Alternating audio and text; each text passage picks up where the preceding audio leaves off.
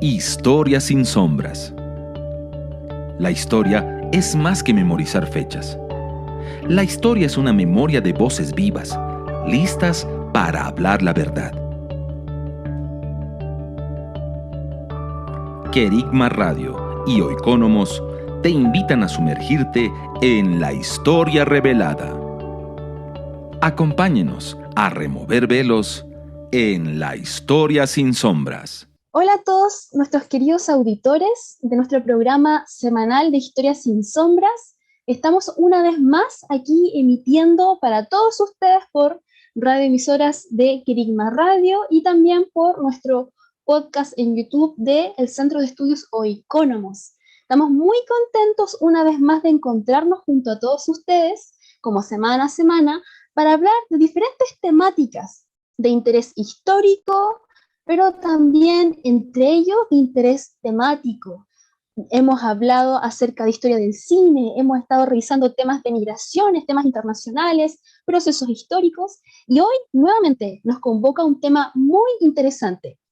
Pero antes, quisiera poder dar la oportunidad de presentar a nuestro invitado del día de hoy, quien también nos va a ir abriendo este nuevo tema que vamos a ir conversando siempre a la luz del espíritu.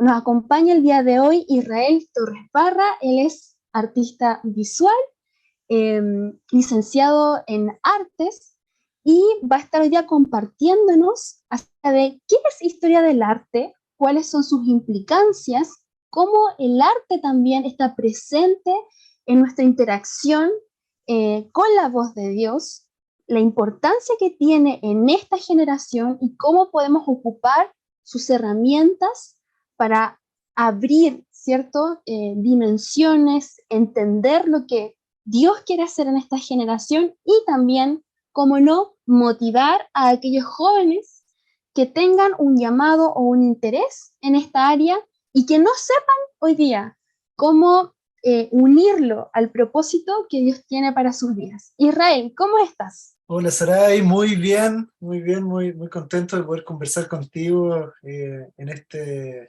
programa y sobre todo un tema que me apasiona mucho, que como es el arte. Así que contento de estar aquí. Muchas gracias, Israel.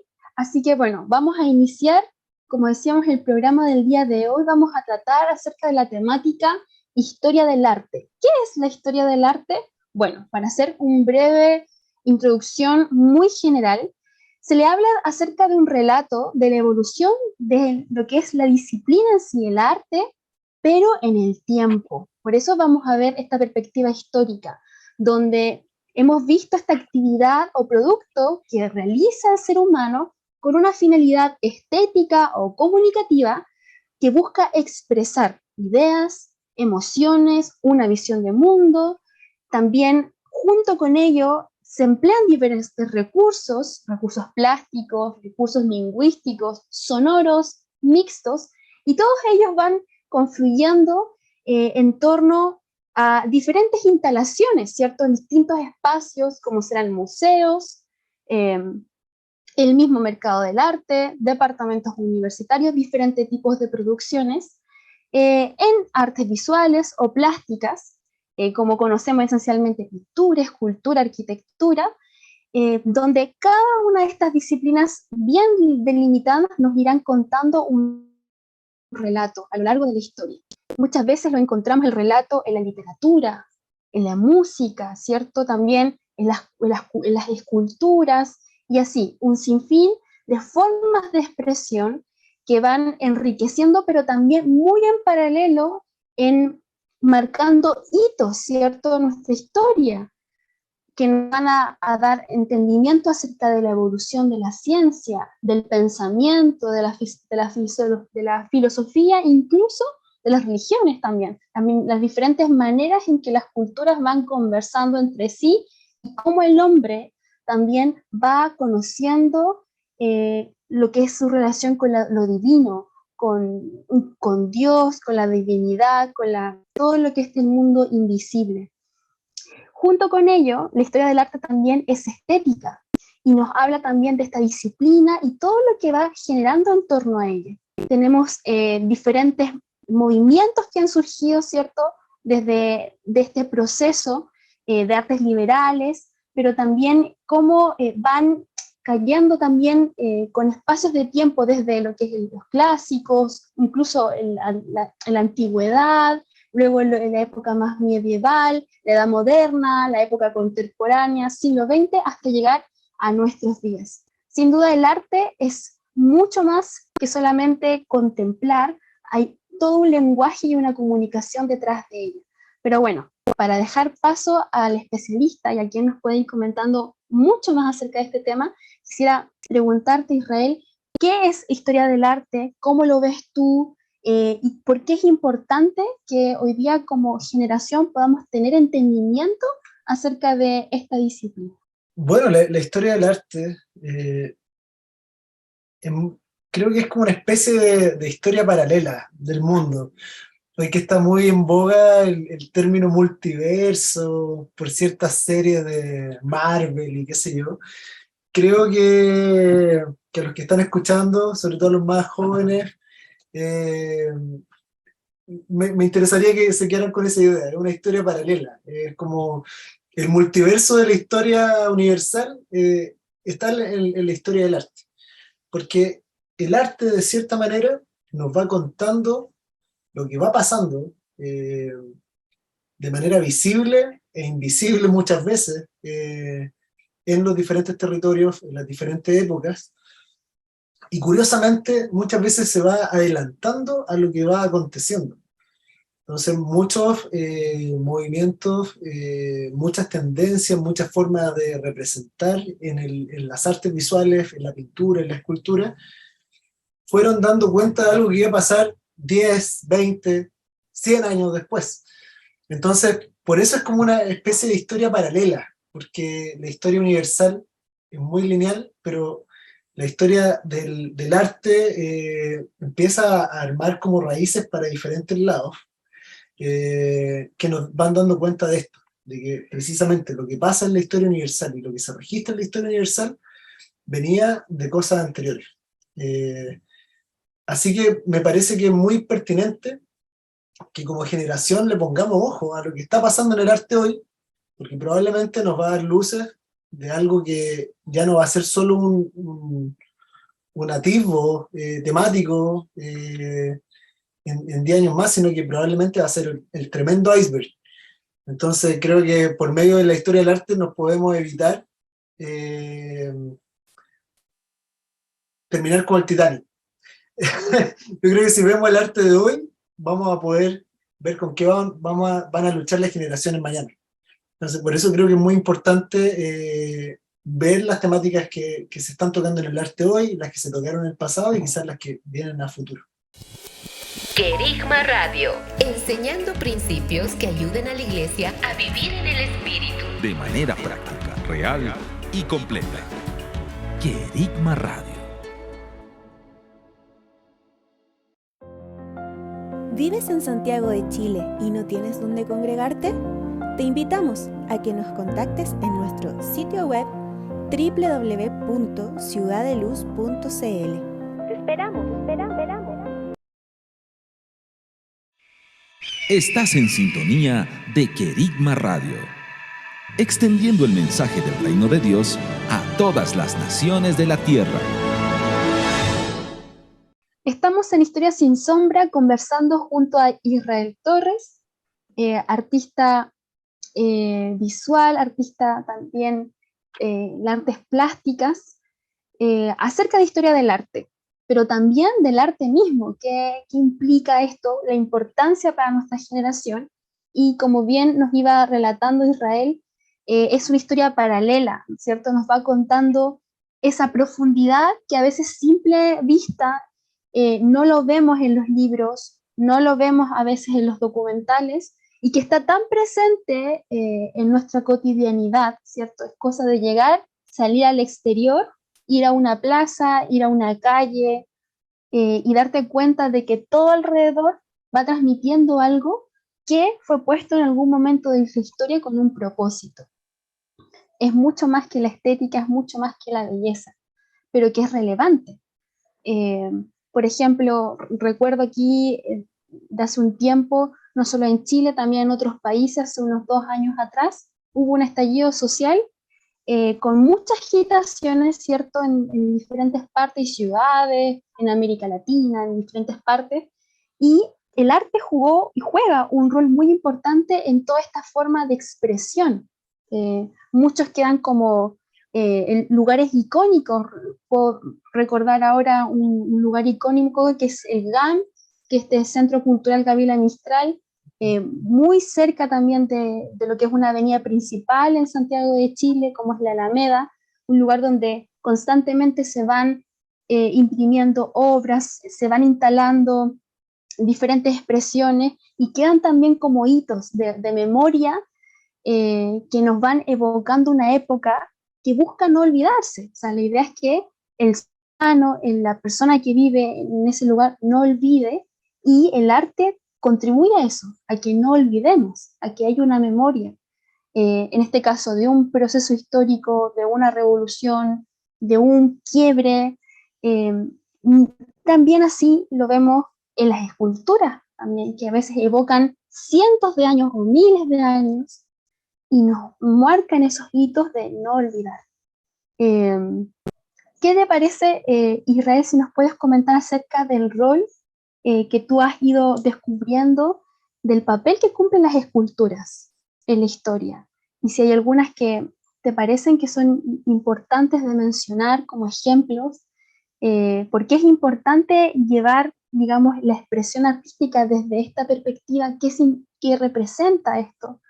Eh, ¿Qué ha significado también para ti el poder ya modelar algo, digamos, en 3D, y que quede ahí como fijo? eh, ¿Cómo lo ves? Y a ver si nos puedes contar un poco más. Bueno, creo que, como tú bien decías, en los movimientos sociales, como lo que empezó a pasar acá en Chile desde octubre del 2019, eh, hay una, hay una importancia muy interesante del discurso político, del discurso social, y de todo lo que empieza a pasar, pero que se canaliza a través de la visualidad. Eso es muy relevante porque manejar las imágenes tiene que ver con un asunto de gobierno, de un gobierno en el espíritu. El otro día estaba en una clase de estética, en un curso que estoy tomando de estética para profesores en una universidad acá en Chile, donde el profesor decía esta frase literal: quien maneja las imágenes puede gobernar la historia, decías. Obviamente, quizás para todos fue una frase, para mí fue como uno que va con las antenas paradas a tomar clases. No pasó desapercibida para mí. Y eso creo que es muy, muy potente, porque las imágenes también se manipulan, ¿ya?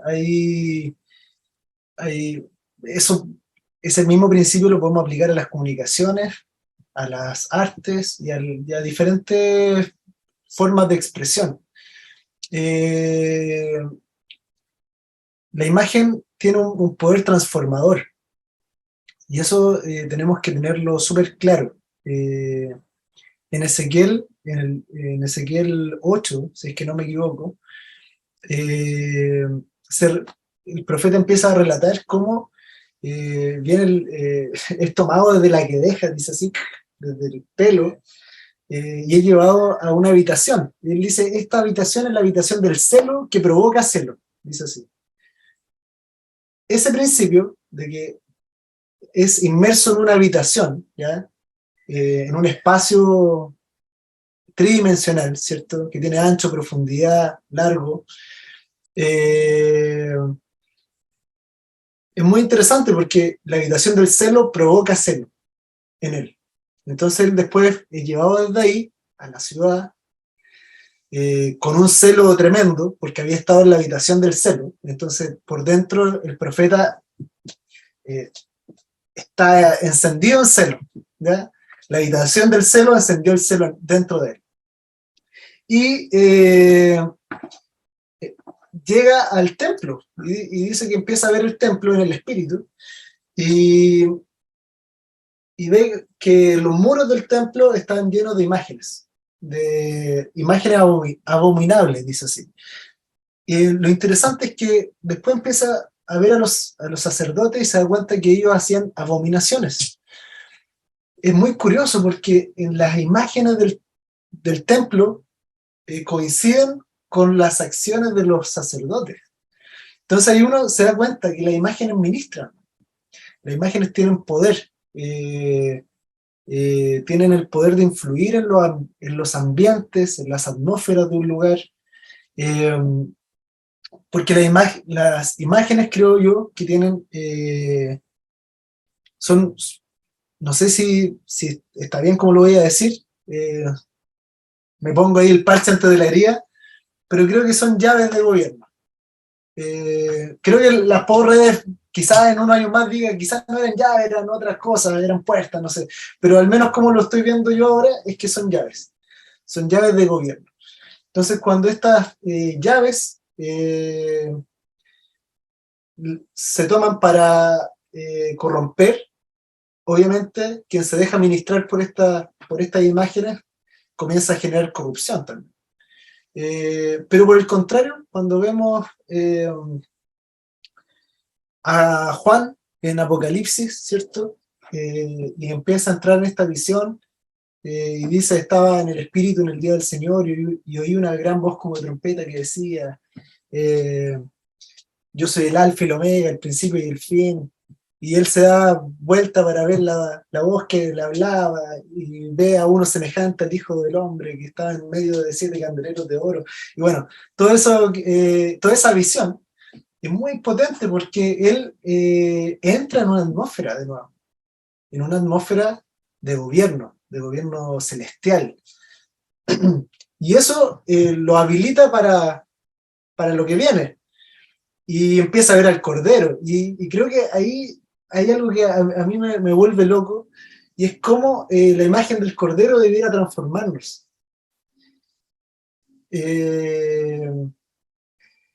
Porque así como en la visión de Ezequiel hay imágenes en el templo que hacen que haya abominación en los sacerdotes, ¿qué pasa cuando en nuestro muro está la imagen del Cordero? Eso no es un cuadro específico que tenga un corderito, sino que más allá, en estas habitaciones espirituales. Entonces tu pregunta, estoy haciendo la respuesta un poco larga, pero tu pregunta sobre la escultura, por ejemplo, es muy interesante porque la escultura es una imagen que fue hecha de manera tridimensional y por lo tanto recorrible. Y en algunos casos incluso es inmersiva, o sea, uno puede entrar en esta imagen. Y ahí creo que cuando uno, por ejemplo, yo creo que la arquitectura y la escultura van muy de la mano. Hay muchas obras arquitectónicas que son prácticamente una pieza escultórica. Sobre todo ahora en el siglo XX, XXI, muchos edificios son casi esculturas. Es cosa de ver el Museo Guggenheim de Bilbao. Es una escultura hecha edificio, hecha centro cultural. Hubo otras esculturas que uno dice, ¿qué es esto? Es tan grande que parece un edificio, pero en realidad es una escultura. Como el Leviatán de Anish Kapoor, que está en Londres. Uno dice, ¿cómo se llama, perdón? Leviatán, se llama así. Y es una gran bola de metal en el que la gente se refleja. O no sé, ¿qué pasa con el toro de Wall Street, por ejemplo, en Nueva York? Entonces, nos vamos dando cuenta de que la escultura permite adentrarnos en una visión de otra manera, porque el que hizo arte tuvo que verlo de alguna manera. sea consciente o no, lo tuvo que ver en su espíritu, lo proyectó, lo boceteó y después lo llevó a cabo. Y el que se aproxima al resultado entra en esa visión, de cierta forma. Eso es muy interesante, por eso en el siglo XX se va a instaurar la idea de que no hay arte, no hay imágenes inocentes, no hay imágenes neutras. Y el arte nunca es inocente. Por eso hay que ir con mucho cuidado a ver arte. Se puede, sí, pero hay que ir con los ojos bien abiertos. Y cuando uno es un hijo de Dios, también tiene que saber que lo que uno hace tampoco es inocente. Está cargado de una intención.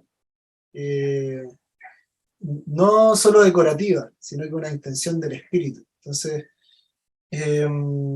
muchas veces las ciudades fueron marcadas por la masonería, por ejemplo, con la escultura de algo que marcara un espacio, un hito. Y ese hito, muchas veces, la ciudad giraba en torno a ese hito. Un poquitito antes del año cero, yo creo que unos 30, 40 años antes, el emperador romano Augusto pone un arco del triunfo. El primer arco, el arco de Augusto. Los arcos son, bueno, lo heredan los romanos de los etruscos, pero los romanos le sacan el jugo. Bueno, en Chile le decimos así lo explico porque probablemente hay gente que no es chilena. En Chile sacar el jugo significa sacar el máximo del potencial de algo. Entonces los romanos ocupan el arco como su base arquitectónica. Entonces el Coliseo es un conjunto de arcos. Los acueductos son conjuntos de arcos que llevan el agua por arriba. Pero uno de los edificios más inútiles en términos prácticos son los arcos del triunfo. Porque su fin no es práctico. No es un edificio ni habitable, no está para que el emperador viva ahí. No, es un edificio que es un símbolo en la ciudad.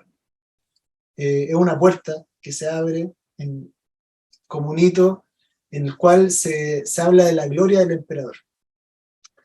Está el arco de Constantino, y así empiezan a haber un montón de arcos. Cada emperador ponía su arco, y la gente pasaba por esas puertas, y se encontraba no con una puerta tamaño real, de una persona normal, está fuera de toda antropometría, ¿cierto? Las medidas de un ser gigante. Uno dice, pero ¿para qué hace una puerta tan grande? Seguro ni Augusto ni Constantino eran tan grandotes. No, es interesante. ¿Qué te quieren decir con eso?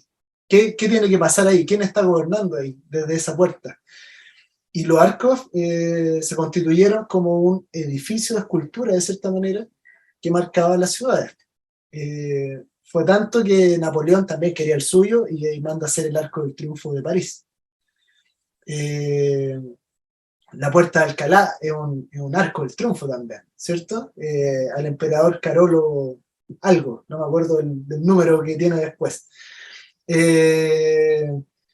Entonces, insisto, lo mismo, los obeliscos, por ejemplo, son un hito que nace en Egipto, como una piedra de una sola pieza, un símbolo solar, que tenía un escrito, y se empieza a llevar a diferentes lados de Europa, una vez que Egipto cae, y tenemos Latinoamérica, muchos obeliscos. En Santiago tenemos uno también, bueno, de Argentina, y ahí se fueron al extremo, ¿cierto? En Washington hay uno también, y son hitos que rescatan la masonería para marcar las ciudades. Entonces, es interesante porque se vuelve una visión inmersiva dentro de lo que alguien vio en el espíritu y que lo llevó a una manifestación arquitectónica, escultórica o artística. Yo he visto que es muy potente lo que se puede hacer desde la escultura, sobre todo desde la escultura contemporánea. Yo he hecho algunas exposiciones donde incorporo la escultura, como, sobre todo a modo de instalación. Para los que no saben, la instalación es un tipo de obra que muchas veces conecta más de una obra, tiende a ser recorrible, a veces interactiva, o sea, la persona lo puede tocar, puede estar en medio, la puede modificar a veces. Es una extensión de la escultura, pero no responde a la escultura clásica. Me pasó en Lota, una de las primeras exposiciones que hicimos,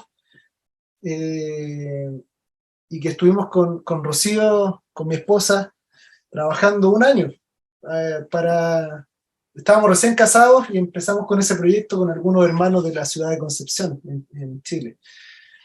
Y estuvimos un año viendo qué teníamos que hacer en Lota. Entonces recibimos 7 obras que iban a ir, 7 acciones en realidad, y entre esas había una instalación. Y partía con una maqueta de la ciudad, pero hecha de carbón. Eso se enlaza a la historia de Lota, porque Lota era una ciudad minera, y que fue esclavizada a partir de la extracción del carbón. Entonces partía con esta ciudad, tomamos una parte del mapa de la ciudad, algunas cuadras, y la replicamos en cartón, hicimos una maqueta y la cubrimos entera de carbón. Bueno, nos querían pegar al principio porque nos conseguimos la plaza de armas de Lota, que está al frente del sindicato de mineros de Lota, y llegaron los mineros así de brazos anchos, ya todos retirados porque cerraron las minas hace algunas décadas, pero llegaron con sus manos toscas, sus voces toscas también, a decirnos que Lota no era así, que no sé qué. Y le dije, no, pero espérenme un poquito, dejen terminar de instalar y ahí yo les cuento, esto no termina aquí, no es que queramos estigmatizar a Lota por el carbón. Ya nos dijeron, vamos a volver después, dijeron así, muy rudos.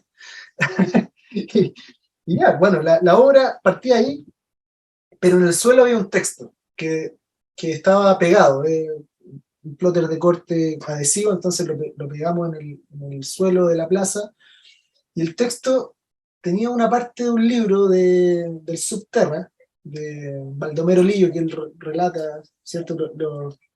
A los niños en el colegio le hacen leer este libro para que conozcan la historia de Lota, y decía Lota, una ciudad que está bajo un manto de temor, dice así, bajo un manto carbonífero, y empieza a describir a la ciudad de verdad en el espíritu, cómo era la ciudad. Y bueno, yo dije, obviamente no voy a poner ese texto así nomás, tengo que llegar a otro. Entonces yo le escribí una frase y puse, pero los carbones que se convierten en diamantes, llamando a los millares que vienen a ser sal, puse así. Y ahí empecé con un verso que el de Isaías, cuando dice, el pueblo que estaba en tinieblas vio gran luz, luz resplandeció sobre ellos. En la versión menos evangélica posible, porque Lota, 90% evangélicos, pero altos índices de alcoholismo, de violencia intrafamiliar, de enfermedades de transmisión sexual. Bueno, eso da para un caso de estudio, ¿cierto? Entonces, este texto estaba en el piso y hacía toda la vuelta. Era todo un círculo de la plaza. Y cuando la gente entraba por la maqueta, la miraba y empezaba a leer el texto. Primero por Baldomero Lillo, ¿cierto? La ciudad bajo un manto de temor, un manto carbonífero. Después habla de los diamantes, de los carbones que son llamados a ser diamantes, de los millares que van a ser sal, y después dice el pueblo que estaba en tinieblas vio gran luz. Entonces, entraban a un cubo de luz, que era de fierro, ya como de 2x2, 2x2x2, ¿cierto? Un cubo, y que estaba iluminado, con luz LED. Entonces, y adentro de ese cubo, yo le pedí a un amigo que escribiera un texto sobre la Jerusalén celestial. Entonces la gente entraba a este cubo y se encontraba con este texto de la Jerusalén celestial, y seguía leyendo después, pues, en el suelo, hasta que decía el pueblo que estaba en tinieblas, vio gran luz, luz resplandeció sobre él. Y terminaba el recorrido. Bueno, eso es más fácil si lo viéramos, pero sabemos que es un programa de radio. Eso que es una acción muy sencilla, 3 elementos. maqueta, una maqueta de 2x2, o sea, una maqueta grande, una maqueta con carbón, un texto en el suelo, una escultura de un cubo y luz. Yo en ese día me di cuenta de la potencia que tiene el arte. Por eso creo que es una llave que el Señor le dio a la iglesia también. Porque llegaban los mineros, los mismos que nos querían pegar, y hacían el recorrido, leían, se metían al cubo de luz, y entre que hacían eso, se ponían a llorar. O sea, ver a un minero todo rudo llorando ya era una cosa muy extraña. Y empezaban a contar sus historias de niños. Entonces muchos empezaban a abrir su corazón y decían, es que yo fui amarrado al carro del mineral a los 7 años y nos metían a la oscuridad. Decía, y del miedo nos orinábamos, y empezaron a abrir su corazón, llorando. Y decían, nunca le he contado esto a nadie. Llevo 50 años en silencio. Llevo 70 años en silencio. Murió mi tío, murió mi papá por explosiones de gas del Grisú en las minas. Siempre pensé que me iba a morir. Mi esposa no sabe lo que le estoy contando. Mis hijos no saben lo que le estoy contando. Entonces, era un recorrido de sanidad. Entonces, ¿cómo hacer sanidad interior a una ciudad que es evangélica? Que probablemente la mayoría se bautizó ya 3 veces, que hizo la confesión de fe 5 veces, no sé, que ha sido bautista, presbiteriano, pentecostal y metodista en su vida. Bueno, ese día el Señor nos dio una llave de cómo hacerlo. Y estuvimos toda una semana haciendo eso y descubrimos una parte, creo yo, de la potencia que el Señor entregó a través de la imagen y a través de la escultura. Estamos en Historias sin Sombras junto a Israel Torres, artista visual, hijo de Dios, hablando acerca de historia del arte, también sus implicancias. Recién Israel nos comentaba acerca de cómo una instalación artística, cómo una presencia de una escultura en una ciudad, profetizando una palabra, una inspiración del corazón del Padre, puede ministrar y liberar generaciones, personas que nunca antes habían podido abrir sus corazones ante la presencia de la luz de Dios, y a través de estas exposiciones se genera un ambiente. Y eso conversábamos con Israel y él nos enseñaba cómo la presencia del arte digamos, en figuras concretas en la ciudad ministran tanto tiniebla, pero también luz. Y cómo el arte y estas instalaciones que el Señor le ha permitido llevar a cabo a Israel han significado una llave, y así lo queremos, una llave de libertad para esta generación. Sobre esto mismo, sabemos que también en la historia han existido distintas corrientes, ¿cierto?, de expresión artística. Hace semanas atrás habíamos estado compartiendo acerca de uno de los artistas también más reconocidos a nivel internacional, como Vincent Van Gogh. Hablamos un poco de su corriente, de su historia, nos llega mucho al corazón su biografía, cómo él también tenía una revelación, ¿cierto?, personal de Cristo, su historia familiar, su relato. Y sabemos que también este autor ha significado una inspiración también para ti, Israel. Queremos saber un poco más cómo conoces a este autor más allá de lo que se enseña en la academia, en la universidad, y qué rescatas también de este tipo de autor, y si hay otras que también han llamado la atención en tu búsqueda también de poder generar esta plataforma completa como artista e inspirarte también de la historia de otros. ¿Cómo has visto este devenir y qué nos puedes contar acerca de esto? Bueno, ahí me tocaste una fibra, Saray. Sí, para mí Van Gogh es un, es un- es un personaje muy importante. A esta altura ya es casi como un amigo, ¿no? Por decirlo de alguna manera. Eh, la verdad que la- estaba, yo creo que en quinto, sexto grado eh, de la primaria, cuando llevaron al colegio donde estaba, donde estudiaba, una exposición de reproducciones de pinturas, pinturas impresionistas básicamente, postimpresionistas, qué sé yo, y de alguna vanguardia. Y entre esas habían dos cuadros de Van Gogh. Obviamente la copia impresa. Fue la primera vez que recuerdo que me llamó la atención mucho una pintura.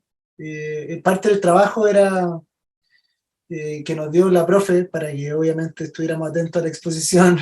Típico, yo que soy profe ahora entiendo por qué se hace.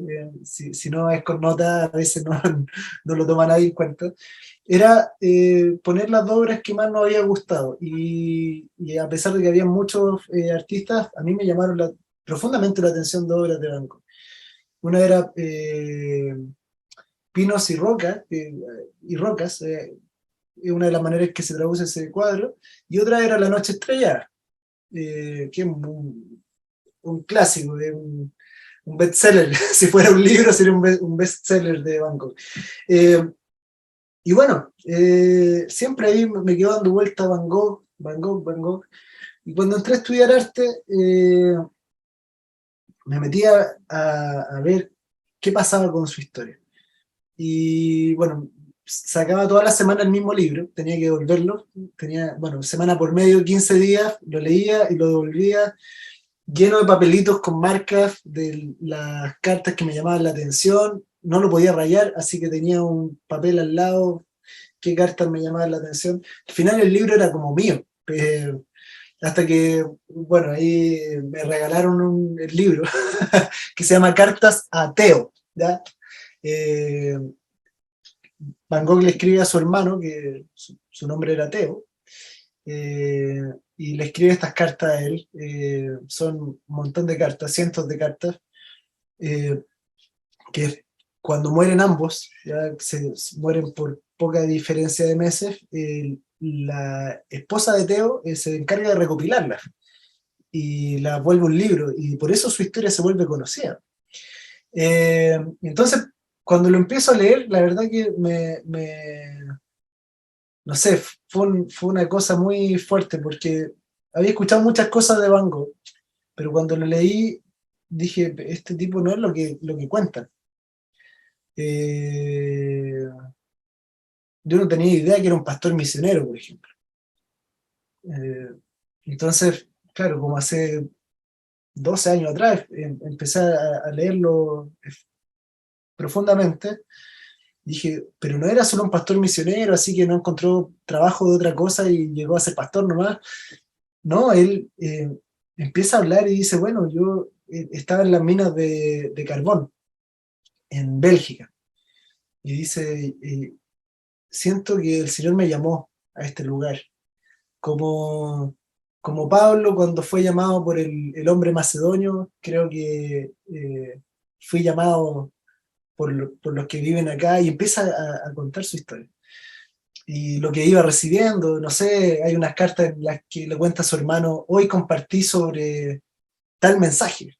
Y la verdad que yo muchas veces terminé de leer cartas llorando, porque decía, me daba mucha pena pensar que ese hombre se había suicidado, porque eso era lo que decía, te cuentan en la universidad, lo que cuenta la historia oficial.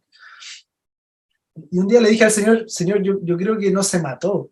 Eh, Como que me hacía mucho ruido la versión del suicidio, porque como yo entiendo que se haya apartado un tiempo en su crisis emocional, existencial, pero ¿cómo alguien que te amaba tanto se iba a terminar suicidando.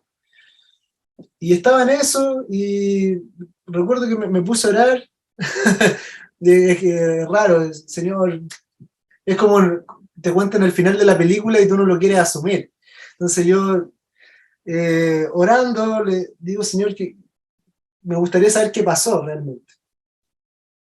Porque no, de verdad no me calzaba la historia. Y bueno, pasaron algunos meses, no sé si en 2013 por ahí, y de repente me meto de nuevo a Google a ver cosas de Van Gogh, y encuentro una teoría que decía que no se había matado. Dije, parece que era cierto. Y claro, unos investigadores franceses, es que no me equivoco, empezaron a ver los expedientes de la policía del momento en que él muere. Y efectivamente, él recibió un balazo en una postura que es ridícula, que alguien se haya disparado con una escopeta. Y se habla del testimonio de unos jóvenes que lo molestaban y que le quisieron hacer una broma, y al parecer se descontroló, la broma salió mal y le dispararon. Y él no los quiso denunciar y asumió que era su momento de partir. Entonces, para mí fue como, bueno, genial, gracias Señor, gracias por Van Gogh. Una angustia extraña, ¿cierto? Bueno, después salió una película, hay dos películas muy buenas, una se llama Loving Vincent y otra se llama At the Gate of Eternity. Van Gogh at the Gate of Eternity, a las puertas de la eternidad. Y no se toma el suicidio como su final. Y creo que eso fue algo muy potente. Creo que se empezó a reescribir la historia de Van Gogh. Sí tiene asuntos turbulentos, sí, porque fue un ser humano de verdad muy rechazado, hijo de pastor, y nunca la religión le dio crédito por nada. Un historiador inglés que se llama Simon James dice, él recibió un nuevo llamado, dar cuenta del cielo en la tierra, dice así, en un libro que se llama The Power of the Art. Sin embargo, la iglesia no lo vio. Entonces yo siento que parte de lo que estamos haciendo hoy, no solo yo, sino que los que tienen un llamado a profetizar a través del arte, estamos tomando un manto que se abrió o que se reabrió con Van Gogh, y que quedó ahí durante casi 100 años,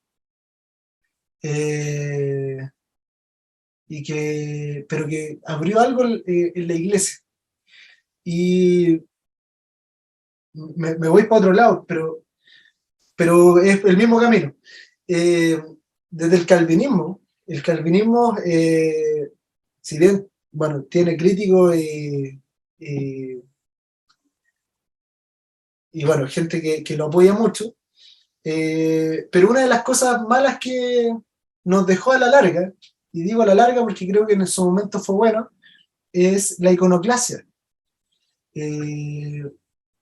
¿Por qué fue bueno en su momento? Porque la Iglesia Católica saturó los templos de imágenes, de ídolos, de santos, de vírgenes, muchas veces con un fin pedagógico, de poder convencer a la gente a través del terror al infierno, de que compraran indulgencias y todo lo que uno puede leer en la historia. Cuando aparece la Reforma con Lutero, Lutero era músico, era un muy buen músico y escribió muchas canciones, muchas con tonos folclóricos alemanes y qué sé yo. Se habla de él como un gran laudista, tocaba laúd. Y así que le dio mucho énfasis a todo lo que tenía que ver con el componer canciones. Y los artistas visuales, los pintores, fueron quedando un poco de lado, y aparece Calvino y no, saquemos todas estas imágenes idolátricas. Éxodo dice, no te harás imágenes de lo que hay en el cielo ni en la tierra. Claro, Calvino no sabía que ahí donde dice imágenes dice ídolos en realidad, no te harás ídolos. Si no, no podríamos ni siquiera tener cédula de identidad, ¿cierto? Porque es una imagen. de lo que está en la Tierra. Así que si lo tomáramos así literal, ni fotos familiares, ni nada por el estilo, menos Instagram.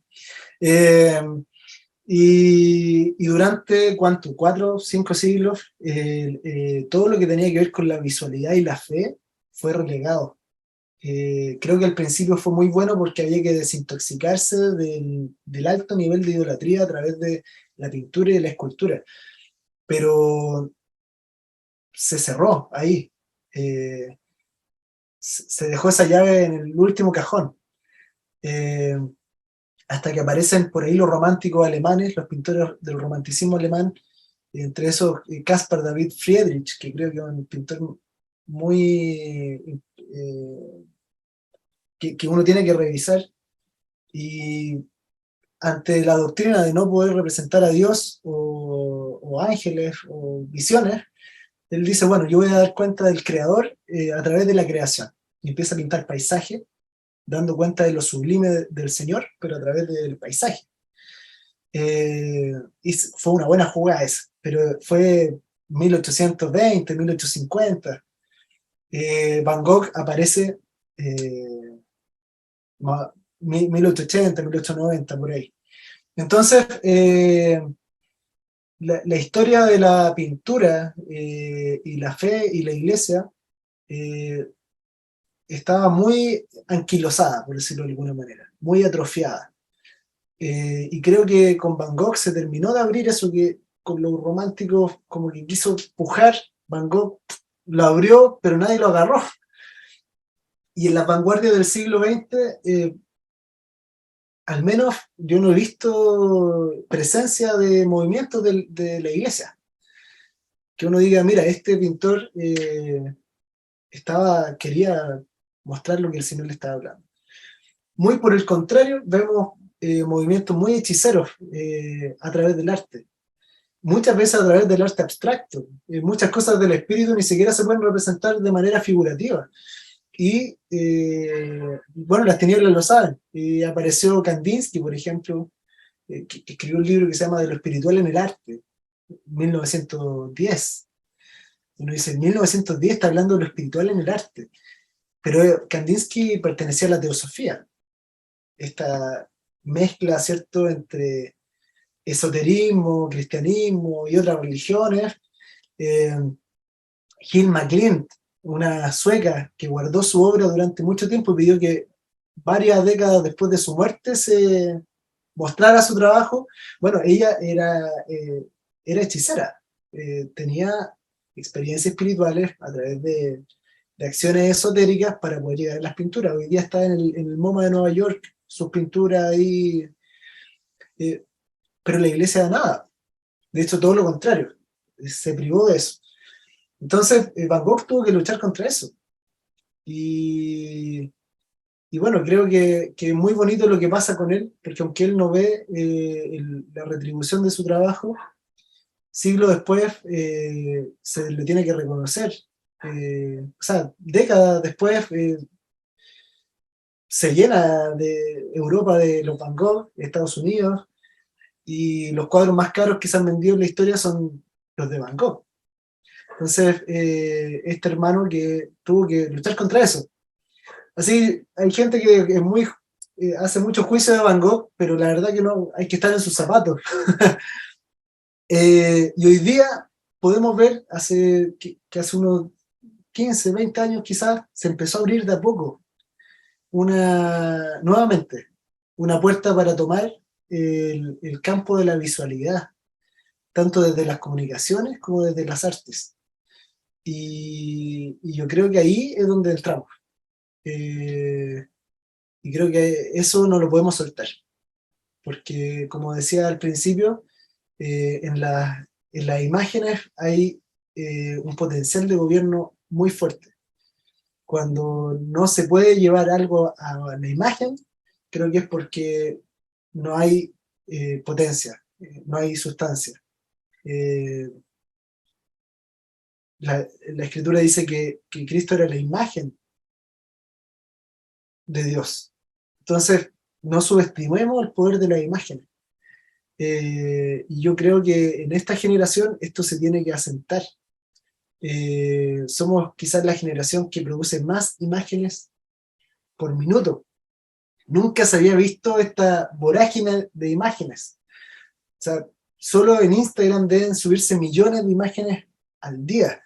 Hace 100 años atrás sacar una foto costaba un montón, y un rollo, y revelarlo, y en blanco y negro, y solo la veía el que estaba presente. Hoy día yo subo una imagen y se puede ver en cualquier lugar. Y todo el mundo está subiendo imágenes. Y entre tanta imagen, tiene que estar la imagen del Señor también. Tiene que estar la imagen que Él está hablando, la imagen de los procesos que alguien está viviendo. Y muchas veces entendemos el arte como un llamado, pero solo dentro del culto, dentro de la liturgia. Como si es que pintar mientras los hermanos tocan la guitarra, ahí en el escenario, fuera la forma de ejercer un llamado a las artes. Pero no, o sea, hay diferentes llamados a la arte. En mi caso no es ese que acabo de escribir. En mi caso tiene que ver con salir, con poner esa voz en otro lugar, fuera del templo, fuera del culto. Y yo siento que eso se abrió con Van Gogh, viéndolo de una manera muy profética. El Señor verá cómo lo juzga, cómo terminó sus días. Ahí yo no me quiero meter, pero creo que hubo algo del Señor que se abrió con él. Estamos en Historias sin Sombras, conversando junto a Israel Torres, artista visual, hijo de Dios, acerca de historia del arte, implicancias, y ahora último escuchábamos acerca de la importancia de entender, ¿cierto?, los procesos, la importancia de entender la administración de las imágenes y sobre todo el rol profético que tienen estas como cambiambientes, como aquellas también que generan un ambiente de gobierno, transforman realidades.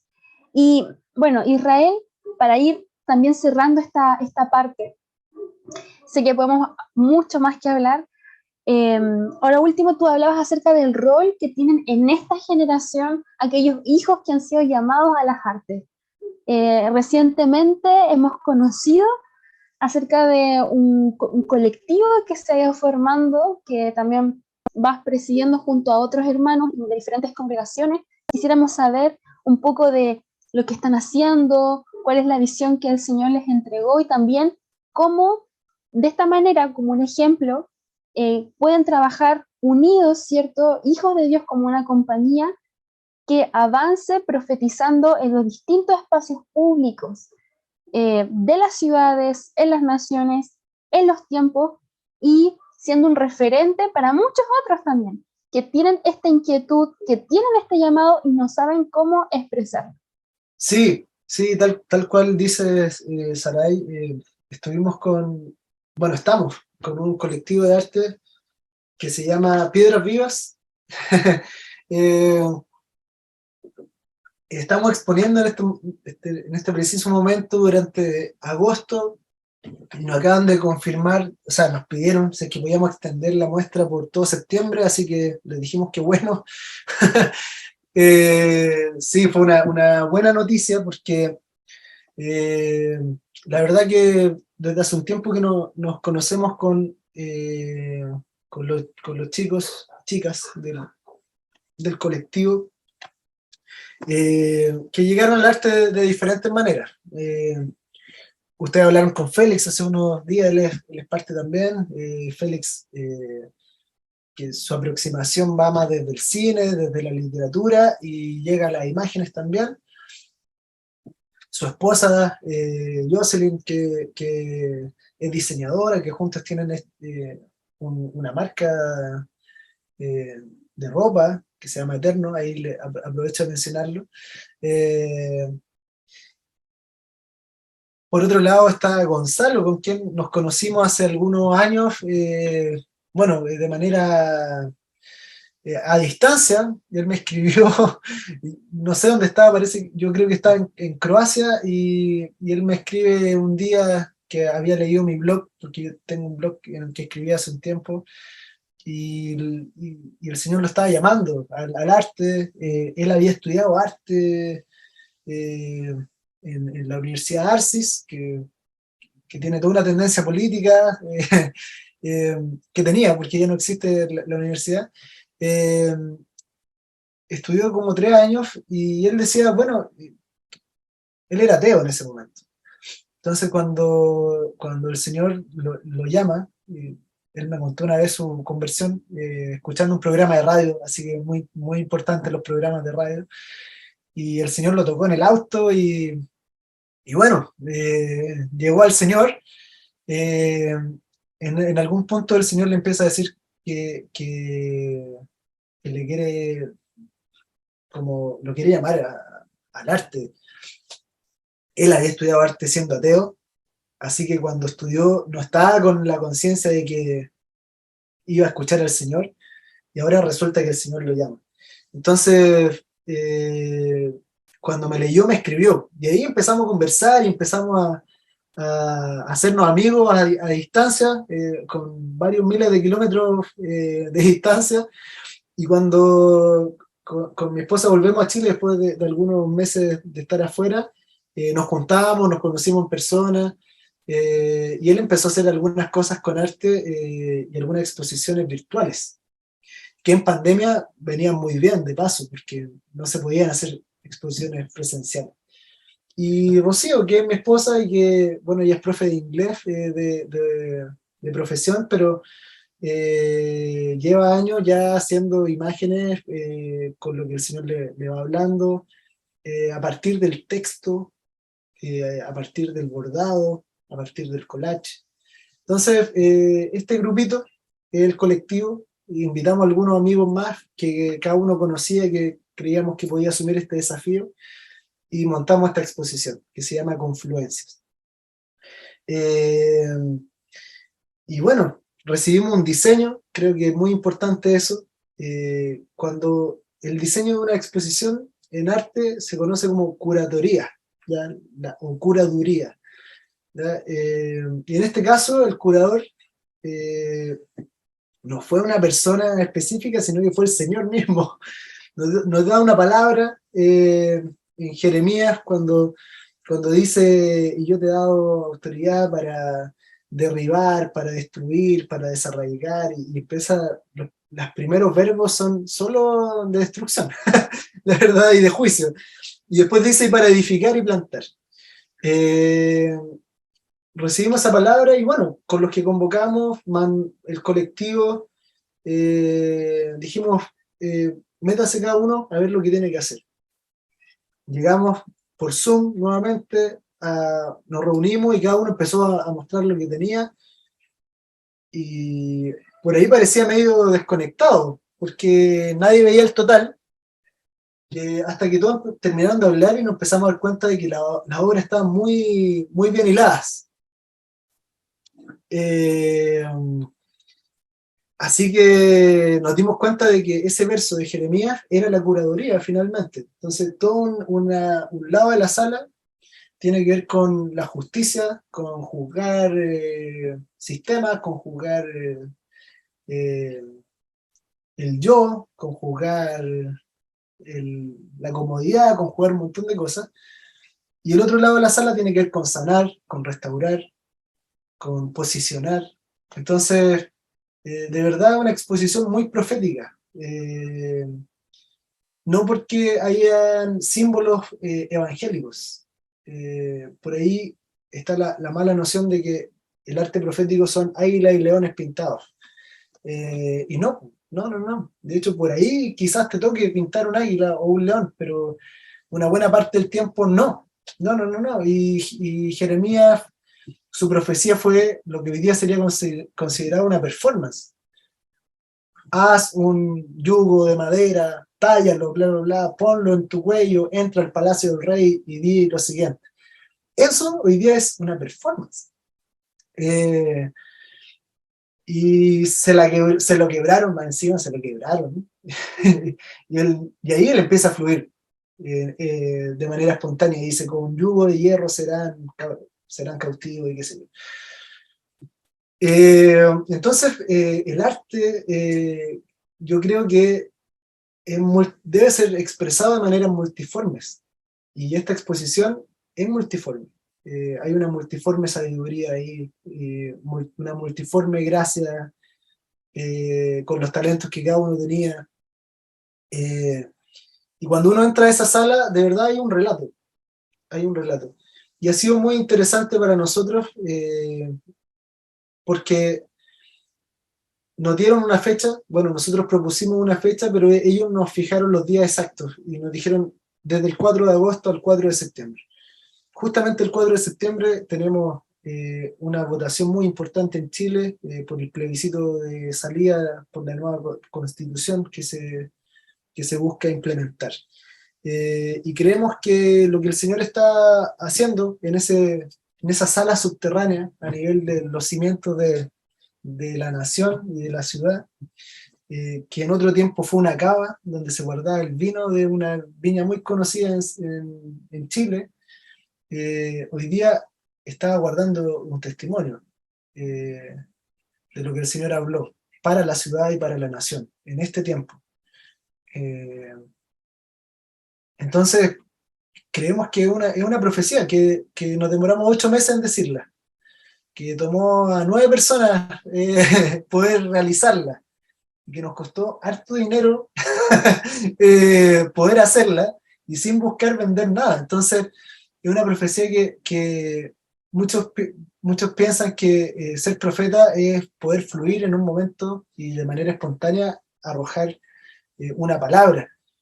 Pero no, mucho de la profecía se prepara, se cocina, se gestiona, ¿ya? Y esta profecía se demoró 8 meses en poder decirse, y se dice en ese lugar que estoy describiendo, al nivel de los cimientos de la nación, en una cava, en una ciudad que se llama San Miguel, en la capital de Chile.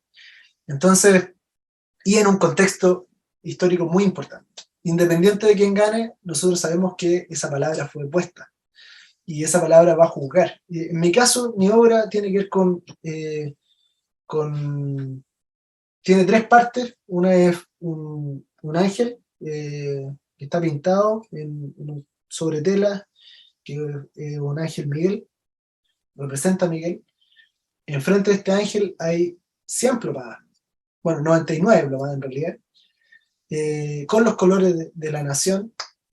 Y frente a esta, la plomada, que es la 100, que está frente a un texto que dice pesado, contado y dividido, que es lo que aparece en la visión de Daniel, cuando dice Mene, Mene, Tekel, Uparsin, que es un juicio a Babilonia. Yo sé que a mí me tocó la parte del juicio, obviamente. Ya con las plomadas, es cosa o sea, no había por dónde estar en la otra parte de la sala. Pero para mí es muy importante esa obra con respecto al contexto nacional. Estas 99 plomadas que están colgadas y que uno se puede pasear entre medio de ellas. Por eso me gusta la instalación y la escultura, porque uno puede entrar en este espacio, se puede golpear con ellas también. Vi a mucha gente pegarse cabezazos con plomadas, juzgado inmediatamente, con un texto cerrado, juzgado ahí por la plomada, porque finalmente la plomada, su rol no es inclinarse ni a derecha ni a izquierda. Y eso obviamente tiene una lectura política, acorde a este tiempo. Yo sé que una de las lecturas que tiene la obra que yo hice, que yo recibí a hacer, es una lectura política. Y por eso tiene los colores de la bandera, y por eso son plomadas. Estamos en Historias sin Sombras, compartiendo junto a Israel Torres, artista visual e hijo de Dios, hablando sobre el arte, y también nos estaba comentando acerca de la instalación que recientemente realizaron y aún está sucediendo junto al equipo de Piedras Vivas, este colectivo de hijos de Dios con diferentes disciplinas e intereses artísticos que convergen para poder manifestar distintas palabras proféticas, ¿cierto? De una manera visual, estéticamente, generando un contenido potente, sobre todo, como nos iba comentando Israel, en un proceso histórico que estamos atravesando como país y como generación.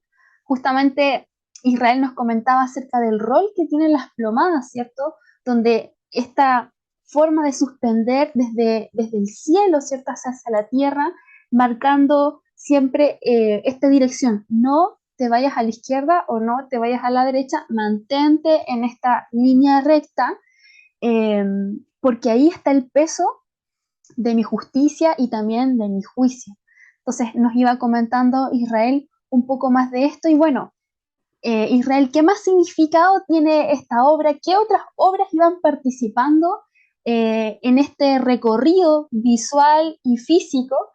¿Y cuál es tu mensaje también hacia una generación que tiene interés en poder avanzar desde la perspectiva profética, pero en el arte? Y bien, como tú decías, más allá de solo pintar una obra en una reunión, que es muy hermoso, pero hay mucho más. ¿Qué nos puedes comentar?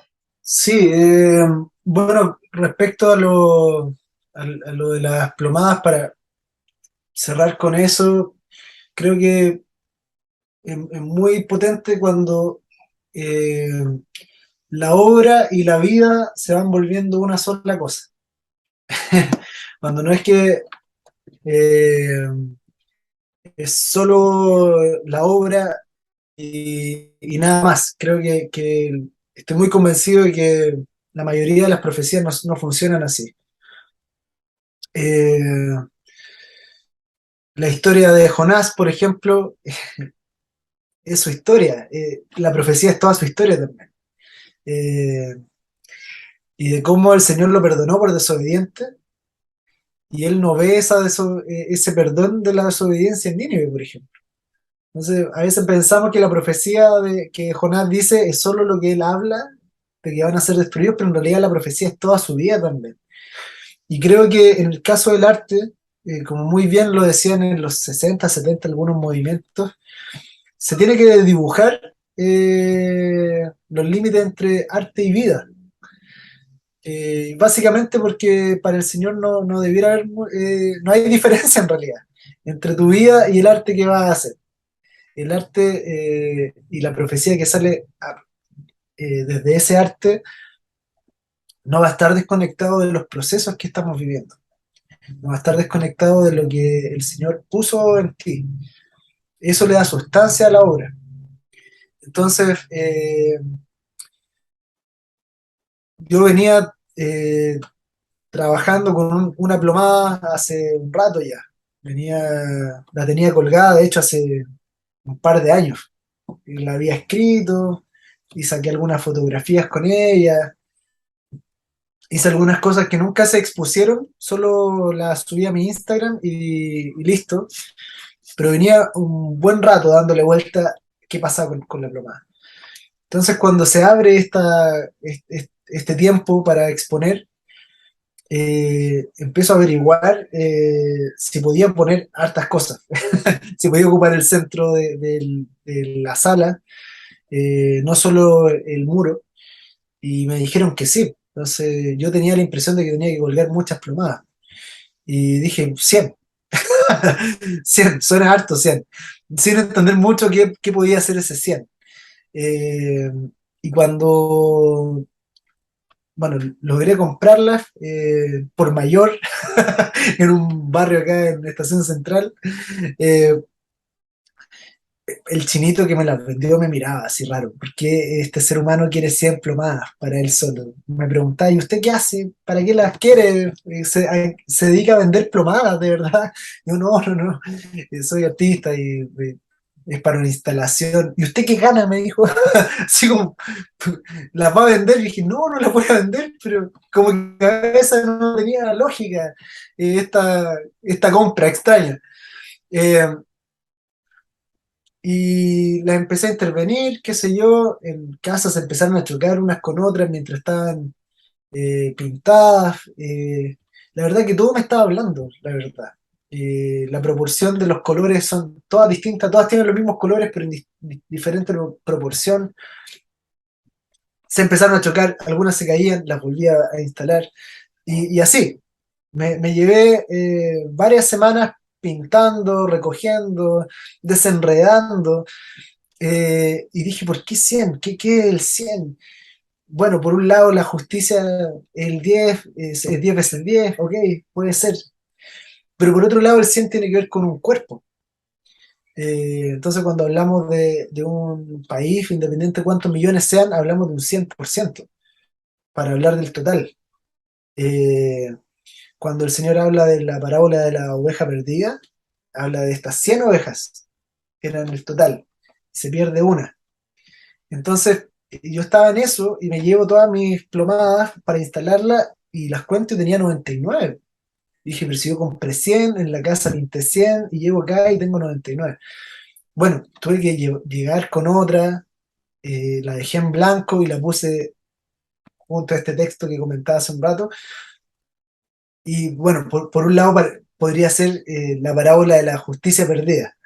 Eh, pero empiezan a pasar cosas y el Señor te va hablando en ese proceso. Entonces, en el caso de Rocío, por ejemplo, que ella es profe de inglés, es licenciada en literatura inglesa, y el Señor lo primero que hace es hablarle de Inglaterra y de cómo habían cosas que de Inglaterra habían salido y habían corrompido parte del diseño de algunas ciudades de la nación.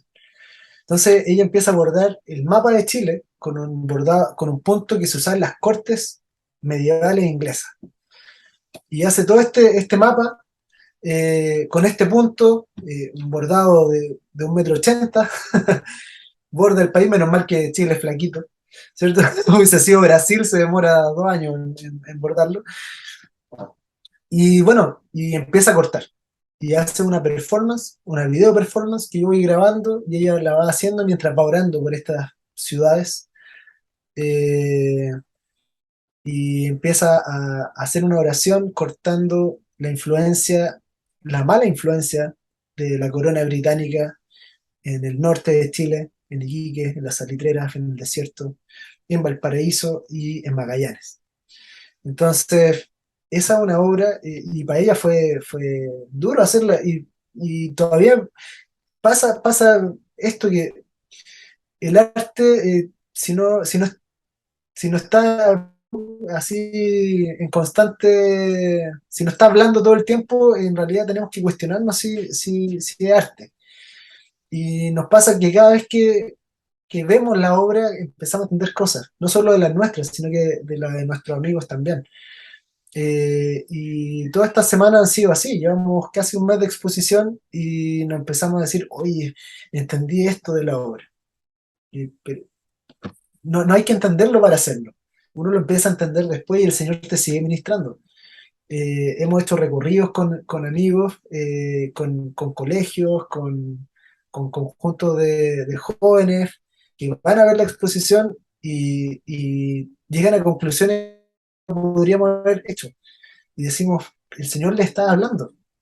Va más allá de mi experiencia con las plomadas o de nuestra experiencia con el bordado de Chile o de nuestra experiencia con los espejos en el caso de la obra de Gonzalo. El Señor le está hablando del que va. Entonces nos encontramos con el libro de visitas y dice, por ejemplo, queridos artistas, muchas gracias y ahí sabemos al tiro que alguien que no es cristiano y firma a la profesora del colegio tanto que llevó a su curso. Y decimos, mira, y te está agradeciendo por la voz que soltamos. Y digo, gracias, Señor, porque hay gente que no entraría a un templo, que no iría al Te Deum que se va a hacer ahora en septiembre, jamás, ni siquiera van a prender la tele para verlo, que no van a ir a una campaña evangelística, pero que tú le hablaste, eh, porque finalmente se volvió un altar, donde está quemándose algo ahí, en estos 2 meses. Eh, la obra de Félix, por ejemplo, a mí me gusta mucho porque está llena de detalles, si bien a lo lejos uno ve un total, uno se acerca y empieza a leer textos y he visto jóvenes siendo confrontados con ciertas frases. Algunas frases no las toman en cuenta, pero hay una que dicen, esa me hizo, sí, no sé, me quedó ahí. Entonces, eh, por ejemplo, la Fran que hizo al Cordero delante de los sistemas del mundo y puso ciudades y qué sé yo, eh, hace el Cordero del Apocalipsis, que es medio humano, medio cordero, tiene los 7 cuernos, y ella lo hace en un proceso de recuperación de un accidente bien fuerte que ella tuvo en el proceso para la exposición. Y ella estuvo hasta hospitalizada en ese periodo, y ella nos contaba y cómo el Señor le empezó a hablar de cómo tenía que ser la obra, y empezó a tener visiones en ese proceso. Entonces, se empieza a dibujar la vida y la obra. Creo que es uno de los males de esta generación, es la inconsecuencia. O sea, hay gente que dice algo y hace todo lo contrario. Y en política eso pasa mucho. Gente que proclama algo, pero está borrando con el codo lo que escribió recién. Pero los hijos de Dios estamos llamados a ser consecuentes con lo que Él nos está hablando y con lo que está sonando en nosotros. Eso es sustancia, eso es peso, eso es justicia. Esa es la plomada. Somos plomadas andantes. Cuando hay injusticia en nosotros, esa plomada no está cumpliendo su función. Se fue por la izquierda, cualquier viento la movió. Pero cuando nosotros estamos haciendo lo que el Señor nos habló, estamos haciendo una plomada en el lugar donde el Señor nos puso. Sea un colegio, sea una universidad, sea el servicio de impuestos internos, sea el palacio de gobierno, sea quien sea que gobierne, eh, somos una plomada caminante, y que tenemos que procurar ir por esa senda de justicia. Y yo creo que es muy importante que quien esté escuchando que tenga un llamado al arte, busque esa justicia. Por eso dice, busquen el reino de Dios y su justicia. En el arte también hay una justicia. Y creo que parte de esa justicia tiene que ver con, primero, vencer el miedo a la escasez. Porque si tú vas con miedo a la escasez, entonces puedes vender tu trabajo y tu temática y lo que recibiste. El que tiene miedo a no tener, entonces puede, con tal de tener algo, va a vender el mensaje. Eh, y de eso se nutre el sistema. Cuando hacemos eso, el sistema se engorda, se vuelve fuerte, y la plomada en realidad ya no sirve, está para cualquier lado. Eh, pero es muy importante que si alguien tiene un llamado a las artes, su corazón tenga peso, porque el mercado del arte dice una cosa. Yo no estoy en contra de que alguien venda una obra, por ejemplo, pero es distinto a que alguien haga obras para venderlas, solo para venderlas, porque ahí el mercado se metió a su corazón y por lo tanto se puede prostituir con cualquier cosa. Eh, pero el arte que viene del Señor, tal cual los profetas, muchas veces tiene que decir cosas que no son agradables. En mi caso, yo no soy feliz juzgando a la gente, colgando siempre más, así como, oye, pasen por aquí. Eh, no, yo sé que me tocó esa parte, así como Jeremías quizás no estaba muy contento con el yugo en el cuello y entrando al palacio del rey, o Ezequiel que se acuesta así 3 años y medio para un lado, al lado de una maqueta de la ciudad, y 3 años y medio para el otro. O sea, nadie está muy contento haciendo eso, es lo que te tocó. Pero para eso tienes que amar esa justicia, hay que amar el abrazar la voz, cueste lo que nos cueste. Nos puede costar la desaprobación de una parte, no sé, de la religión, de los compañeros de universidad, de la junta de vecinos, de parte de la familia, pero es que el Señor me mandó. Y eso, esa justicia, es parte del reino. No hay reino sin justicia. No hay añadiduras sin justicia. Si hay añadiduras y no hay justicia, entonces no son añadiduras del reino, son la factura del sistema solamente. Entonces yo, bueno, hago un llamado a que si hay alguien que tiene un llamado al arte y está escuchando este programa, que ponga su corazón ahí, delante del Señor para ser pesado, para entender cuál es el propósito al que fue llamado y para no transar esa voz. Yo creo que ese es nuestro motivo de arte. Eso es nuestro leitmotiv, como se dice. Es que de verdad lo que estemos haciendo esté reflejando lo que el Señor está hablando. Eh, Aunque no nos, incluso nos pase lo de Van Gogh, que no nos vaya a ver nomás. Y quizás en 30 años más alguien diga, oye, alguien dijo alguna vez esto. No importa, es el precio que tenemos que pagar. Y será así. Y si alguien nos da una palmadita en la espalda, bueno, bien, genial, pero no la buscamos.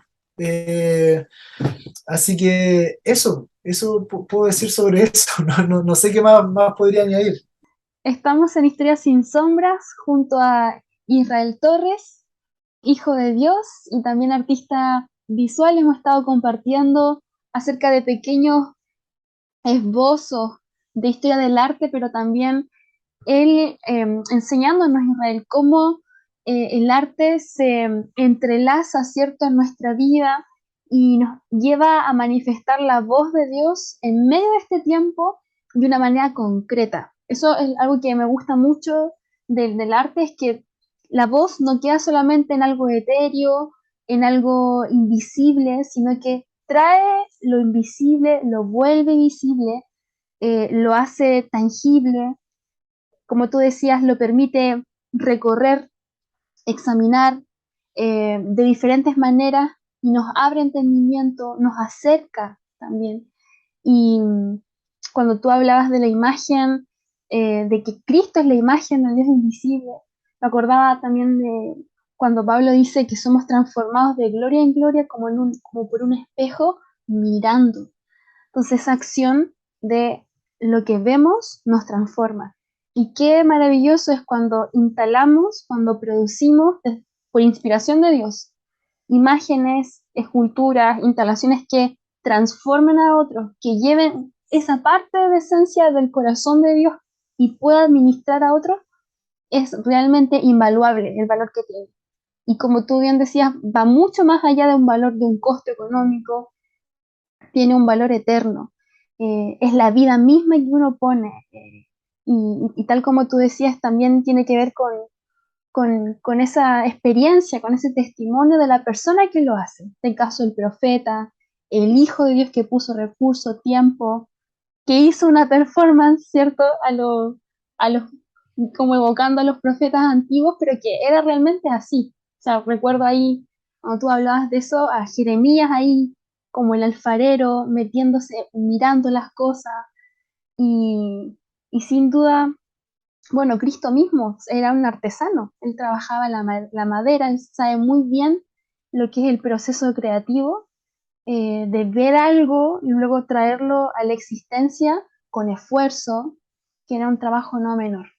Así que en este programa también hemos querido ser de inspiración a través de la vida de Israel y su equipo, inspiración para muchos más, para que puedan correr a esta voz creativa que sale del corazón de Dios, saber que hay un espacio para ellos y no sé si Israel tendrás algún contacto que quieras compartir, algo si es que alguien tiene alguna pregunta, duda, algún correo, el blog que tienes o alguna página en Instagram donde los chicos, los jóvenes te puedan ubicar para seguir compartiendo.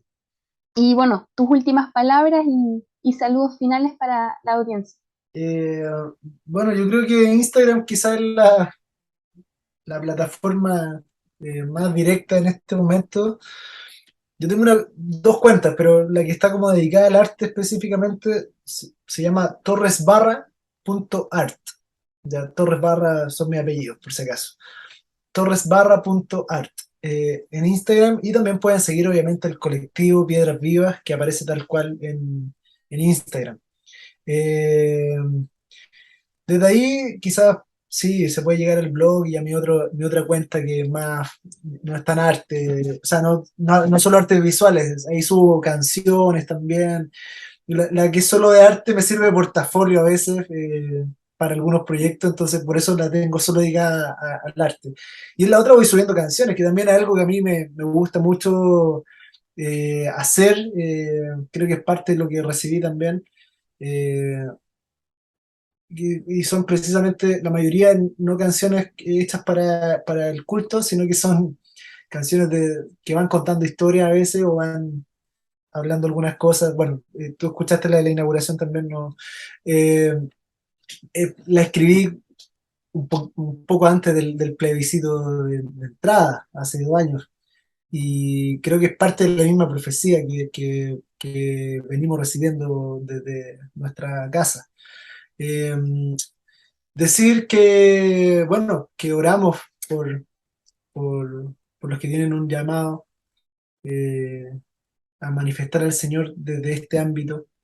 Lo llamamos a despertar, a que puedan echar raíces, pero en la ciudad del Señor primero, que puedan ser incubados en la voz del Señor. Llamamos a que despierten, que sean cultivadas las imágenes, los sonidos, las letras, eh, que el Señor está hablando para esta generación y para la siguiente. Ahí, decimos que no se van a torcer, decimos que no se van a vender, decimos que no se van a corromper con la moneda de este mundo y de este siglo. Decimos que en medio de lo líquido ellos son una roca y que en medio de la rigidez fluyen como un río, para manifestar las semillas que el Padre le dio a esta generación. Así que les mando un saludo a todos los que están oyendo. Espero que haya sido una conversación útil. Yo hablo harto, podría hablar toda la tarde de arte y cosas por el estilo. Y espero que, que de verdad sigan disfrutando este espacio, este programa, Historias sin Sombra, y que, bueno, espero algún día leerles algún mensaje y conversar más sobre el tema.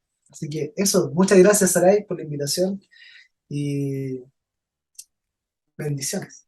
Así es, queremos agradecer a todos nuestros amigos que estuvieron escuchando el programa del día de hoy.